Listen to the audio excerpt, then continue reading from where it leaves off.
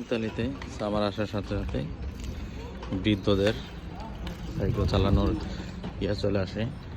তারা সকালে বের হবে, দেখা যাচ্ছে সকালে বের হবে, একদম সারাদিন ঘুরে তারপর সন্ধ্যায় বাসায় ফিরবে। মোটামুটি এখন বাজে 2:30।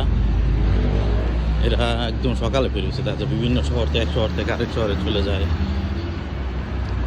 সারাদিন। এখন এরা সারাদিন ঘুরবে, প্রচুর পরিমাণে তারা রোদকে উপভোগ করবে, সামারটাকে সাইকেল চালাবে, মানে শরীরের ফিটনেস এই গরমের মধ্যে একদম ঠিকঠাক করে ফেলবে।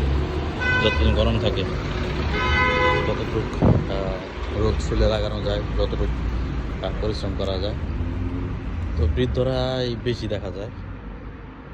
এমনও দেখছি আমি যে 80-85 বছরের বৃদ্ধরাও এই সাইকেল নিয়ে বের হয়ে গেছে। মাঝে মাঝে সাইকেল রেসের মধ্যেও তাদেরকে দেখা যায়, এত বয়স অবস্থায় রেস করতেছে।